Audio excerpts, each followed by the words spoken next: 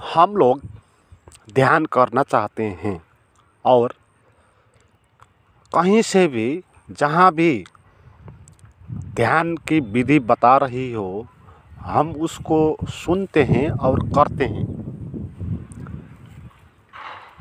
ध्यान क्या है ये बात हम समझने को तैयार नहीं है। ध्यान क्यों करते हैं ये बात भी समझने को हम तैयार नहीं है। हम तो बस कोई एक विधि दे दो और हम जैसा बताए वैसा हम करना चाहते हैं। तो हमारी ये जो वृत्ति है ध्यान करने वाली, ये वृत्ति बहुत क्षुद्र है, क्योंकि इसमें अंधाधुंध हो रहा है। एक क्वेश्चन भी नहीं उठा रहा कि क्यों ध्यान करना है और ध्यान क्या है। और जब वो बोलते हैं कि ऐसा करो तो वैसा करके क्या होगा? क्या इतना सा ही करके हम ज्ञानी हो जाएंगे? तो ऐसा सवाल इसमें नहीं उठता। तो ये अंधविश्वास पर आधारित हो गया। तो ये बहुत क्षुद्र घटना हो गई। किसी ने कुछ कर लिया तो और भी लोग भी वो करते हैं, अंधाधुंधा नक्कल करते हैं। तो उसी तरफ से हम भी ध्यान करते हैं। और बहुत सारी वीडियो है जहाँ पर ध्यान निर्देश किया जाता है और ऐसा करो वैसा करो बोलते हैं।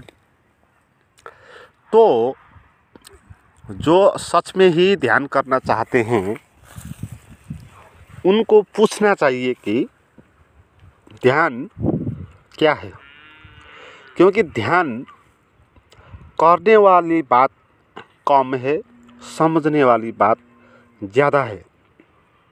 क्योंकि जो भी हमारा समस्या है वो समस्या असमझदारी से उत्पन्न हुआ है। तो समझदारी चाहिए। असमझदारी के कारण जो समस्या उठती हो उसको ख़त्म करने के लिए समझदारी चाहिए, ज्ञान चाहिए, नॉलेज चाहिए। तो नॉलेज हम नहीं खोजते है ना। तो जो अच्छा साधक होगा वो क्वेश्चन पूछेगा कि ध्यान क्या है, और उससे भी अच्छा साधक जो है वो ये पूछेगा कि ध्यान क्यों करना है। तो इसीलिए बात यहाँ से शुरू, जो करेगा वही ध्यान को जान पाएगा। ध्यान क्यों करना है, उसके बाद ध्यान क्या है, फिर उसके बाद कैसे करें। मगर हम उल्टे लोग हैं। हम अंधाधुंध करने में लग जाते हैं, ध्यान कैसे करें में जाते हैं। फिर उसके बाद हम आते हैं, थोड़ा थोड़ा पूछने लगते हैं कि ध्यान क्या है, समझना चाहते हैं फिर। क्योंकि जितना करके भी तो होता नहीं है। तो हमको लगता है कि हमने अच्छी तरह से नहीं किया, तो फिर कैसे करना है, क्या है, इसमें हमको हमारी रुचि जाती और हम दूसरे नंबर में वहाँ पर जाते। और फिर जितना जानो ध्यान, जितना इसके बारे में पढ़ो, फिर कुछ भी नहीं होता। फिर हम परेशान हो जाते और पूछते हैं कि ध्यान क्यों करें। और ये उल्टे तरीके से जो जाएंगे वो लास्ट में उनका क्या होगा, वो ध्यान को छोड़ देंगे, है ना। क्योंकि ध्यान क्यों करे का आंसर उनके पास नहीं होगा। क्योंकि अभी तक इतना ध्यान किया, जाना, समझा, फिर भी कुछ नहीं हुआ, तो ध्यान करने का कोई प्रयोजन बचा नहीं है। तो इसीलिए वो ध्यान छोड़ देगा, अध्यात्म से उसका नाता टूट जाएगा। ये उल्टे तरीका है। और इसमें उल्टा तरीका क्या है कि सबसे पहले पूछो कि ध्यान क्यों करे, क्यों करना चाहिए ध्यान। तो इसमें भी बहुत भ्रांत धारणा होते हैं, इससे बचना है। सबसे पहले भ्रांत धारणा क्या होती है कि ध्यान इसलिए करो कि ध्यान से कुछ होगा, तुम्हारा भविष्य अच्छा होगा, धन पैसा भी आएगा, ध्यान से तुम तंदुरुस्त होगे, तुम्हारे माइंड शांत हो जाएगा। तो ऐसी लालसा से प्रेरित होकर लोग ध्यान करते। मगर जहाँ भी कोई भी लालसा हो, कोई भी उद्देश्य हो, फिर आप ध्यान करोगे तो ध्यान नहीं होगा, क्योंकि तब तो वो उद्देश्य बड़ा होगा। जैसे आपने उद्देश्य बना लिया कि स्वस्थ होना है, तो जब आप ध्यान करेंगे तो ध्यान से बड़ा क्या हो गया, आपका स्वास्थ्य हो गया, है ना। ऐसे ही ध्यान शांति के लिए किए तो ध्यान से बड़ा शांति हो गया, फिर आप ध्यान अच्छे से नहीं कर पाओगे। ध्यान ध्यान के लिए ही होता है और किसी बात के लिए नहीं होता। और किसी बात के लिए ध्यान हुआ तो ध्यान तो साधन हो गया ना, फिर, है ना। इसीलिए ध्यान क्यों करना है, ध्यान के लिए करना है बस। और कोई भी इसमें लक्ष्य लिया तो गलत हो जाएगा। मगर हमको ये नहीं लगता, हमको ये लगता है कि पैसा कमाना, स्वस्थ बनना, ये बात तो ठीक है, लोभ की बात है। मगर शांति पाना, आनंद पाना, परमात्मा को मिलना, ये कैसे होगा, ये तो अच्छी बात है ना। मगर वो बात भी वैसे ही बात है, क्योंकि सभी में एक इच्छा बना हुआ है, एक लोभ पैदा हुआ है। ये पाने के लिए वो चीज़ जो है, जो भी हो, उसका नाम शांति हो, धन हो, पैसा हो, आराम हो, कुछ भी हो, तो जो भी हो उससे क्या हो जाएगा कि ध्यान साधन बन जाएगा, है ना। तो इसीलिए ध्यान केवल ध्यान के लिए करना है। अर्थात ये बोल सकते हैं ज्ञान के लिए होता है, और किसी चीज़ के लिए ज्ञान नहीं होता है। क्योंकि ज्ञान अपने में ही इतना बड़ा है कि उससे बाहर कोई उद्देश्य आप रख नहीं सकते, है ना। ध्यान अपने में ही इतना बड़ा है कि अगर उसका अनुभव हो तो उससे आगे और किसी का भी वैल्यू नहीं है। दो कौड़ी के है ना। पद प्रतिष्ठा जो भी आप चाहते हैं, वह शांति जो चाहते हैं, वह आनंद चाहते हैं, ये कल्पना है, तो इनका भी कोई मूल्य नहीं है। तो ध्यान के लिए होता है बस। और आपको एक वैज्ञानिक दृष्टि होनी चाहिए। वैज्ञानिक जो होते हैं, जब रिसर्च करते हैं तो उधर वो किसी लोभ नहीं रखते, है ना। जैसे कोई प्रयोगशाला में किसी गैस का परीक्षण कर रहा हो तो वो ये नहीं बोलेगा कि गैस परीक्षण ये करके मैं धनी हो जाऊंगा और ये मन में शांति आ जाएगी और कुछ आ जाएगा, ऐसे वो नहीं बोलते, है ना। वो करते हैं अच्छे से, और उसका रिजल्ट जो भी हो उनको एक्सेप्ट करते, पहले से कोई रिजल्ट नहीं चाहते। तो हमको भी ध्यान करने वक्त ये वैज्ञानिक सोच होनी चाहिए कि ध्यान से ध्यान ही अनुभव करना है बस, है ना। उसके बाहर का और कोई चीज़ का अनुभव नहीं करना है। तो ध्यान क्यों करना है, तो इस ध्यान का अनुभव करने के लिए, इस जो हम जीवन के मूर्छा में है, बेहोश में है, चिंता में है, अभी अज्ञान में जो हम हैं, तो वहाँ से सच को जानना है बस, है ना। ध्यान को जानना है बस। जो बेहोश में है हम, होश को जानना है। जीवन में अगर बेहोशी टूटी, होश आ गया, तो इससे बड़ा क्या चाहिए आपको। ये सबसे बड़ा यह देन है जीवन का, है ना। इसके आगे और किसी चीज़ का भी मूल्य नहीं होता। तो इसीलिए ध्यान करना है। तब फिर दूसरा क्वेश्चन आएगा कि ध्यान कैसे करना है। ध्यान क्या है। तो ध्यान क्या हुआ कि ध्यान को जानने की कला, ध्यान ज्ञान को जानने की कला, सत्य को अनुभव करने की कला जो है, उसका नाम है ध्यान, है ना। ये कला होती है, इसको जानना चाहिए होता है। जीवन अपने आप ही नहीं मिलता। पैदा तो सभी लोग हो जाते हैं, पर पैदा होने से ही उनको ध्यान नहीं मिलता।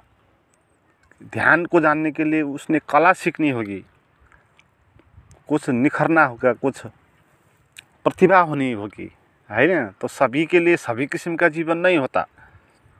जिसके पास प्रतिभा होती उसका जीवन बड़ा होता, उसका जीवन मूल्यवान भी होता, वो दूसरे लोगों का लिए वो प्रेरणा भी होता।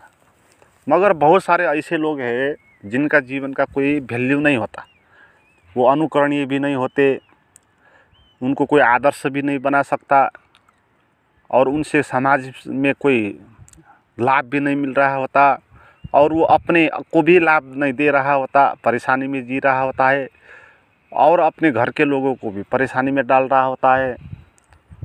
तो इस टाइप का जो जीवन है इसका क्या वैल्यू है? तो ध्यान इस टाइप के जीवन के लिए ध्यान नहीं है ना। ध्यान को तो प्रतिभा होनी चाहिए, कला सीखनी चाहिए ध्यान को। तो कैसे हम होश में आए, कैसे हम अपने भीतर का आविष्कार करें, इस कला का नाम ध्यान है। कैसे हम अपने माइंड के पार का जीवन का अनुभव करें, इस कला का नाम ध्यान है ना। तो अब आएगा फिर कि ध्यान कैसे करें, क्योंकि अब हम क्लियर हो गए कि ध्यान क्यों करें, फिर हमने जान लिया कि ध्यान क्या है। अब आप पूछ सकते हैं कि ध्यान कैसे करें, और आप जो कुछ भी विधि अपना सकते हैं। ध्यान की बहुत सारी विधि है। शिवा ने शिव सूत्र में 112 ध्यान की विधि बताई। ऐसे ही पतंजलि की बहुत सारी विधि है, ओशो ने भी बहुत सारी विधि बताई। तो बहुत सारी विधि ध्यान की होती। और अब जब आप जानेंगे कि ध्यान क्या है, फिर आपको विधि नहीं देनी पड़ेगी, फिर आप खुद ही अपनी विधि पता लगा सकोगे, क्योंकि आपने जान लिया ना क्या है ध्यान, है ना। वो कला है तो आपके अंदर से भी आ सकता है कोई कला जो आपको बताएगी कि ध्यान कैसे करें। तो उस कला को कैसे करें, क्या करें कि वो कला हो जाए। तो बोल सकते हैं कि खालीपन का अनुभव करना होगा। ध्यान की यही विधि है। अपने माइंड में जो विचार चलते हैं उनसे हट के जहाँ निर्विचार का अनुभव हो रहा है उस पर ध्यान देना है। यही ध्यान की विधि है। एकांत में बैठ के विचारों को छोड़ के न विचारों के प्रति लड़ना है, न उनको बुलाना है, न उनको धपाना है, न बुलाना है, न अच्छा बोलना है, न बुरा बोलना है। विचारों को कुछ नहीं करना है, उसमें उलझना ही नहीं है। ध्यान की कला है। मगर आप बहुत ने सुना होगा ध्यान की गलत विधि कि ध्यान एकाग्र करना किसी एक विचार पे। वो बात है नहीं ध्यान, क्योंकि जब आप एक विचार को एकाग्र करोगे तो आप विचार की दुनिया में होगे। चाहे 10 विचार हो, चाहे 1 विचार हो, विचार तो है, दुनिया तो विचार के ही है। तो इसीलिए जो एकाग्र के नाम पर किसी एक वृत्ति, किसी एक विचार धारणा में एकाग्र होगा, वो ध्यान का अनुभव नहीं करेगा, वो विचार का ही अनुभव करेगा। एक विचार का हो मगर फिर भी विचार का ही होगा। तो इसीलिए ध्यान को उसको कुछ भी नहीं करना है, विचार को, है ना। विचार से पीछे हटने की कला ध्यान है। ध्यान कैसे करें? ध्यान के पीछे हट जाएं और ध्यान हो जाए। ध्यान के पीछे हटना क्या है, इसको और अच्छे से जान लें। विचार तो चलेगा, ये तो स्वाभाविक नेचुरल बात है। हमारे पास माइंड है, तो माइंड में हमने देखा, सुना, जाना, जो भी अनुभव है उसका रिकॉर्ड हुआ है वो डिवाइस में। तो उधर विचार के रूप में, इमेज के रूप में बहुत सारी चीज़ हैं, मेमोरी है। तो मेमोरी से वो निकलेगी बहुत सारी दृश्य चित्र आएंगे तो विचार के रूप में अब ये तो होगा, सभी का होगा। मगर ध्यान क्या है कि इस विचार चलाने वाली मन को कुछ भी नहीं करना है ना। इसको ये नहीं बोलना है कि आहा ये विचार कैसा कितना मज़ा आया, और ये भी नहीं बोलना है कि ये विचार क्यों आया। बुरे विचार को बुरा नहीं कहना है, अच्छे विचार को अच्छा नहीं कहना है। तो आप विचार से आपका संबंध टूट जाएगा, नहीं तो संबंध बनेगा। कोई भी व्यक्ति से हमारा कैसे संबंध बनता है, या तो उससे कहो कि बहुत अच्छी हो तो संबंध बन जाएगा, फिर बातचीत हो जाएगी कि वो बोलेगी कि थैंक यू आपका, आपने मुझे बोला बहुत सुंदर है। तो एक तरीका ये हो जाएगा उसके संबंधित होने का, और दूसरा तरीका ये हो जाएगा कि आप उसको बुरी कह दो है ना, तो वो लड़ने के लिए आ जाएगी, फिर क्यों कहा मुझे बुरी।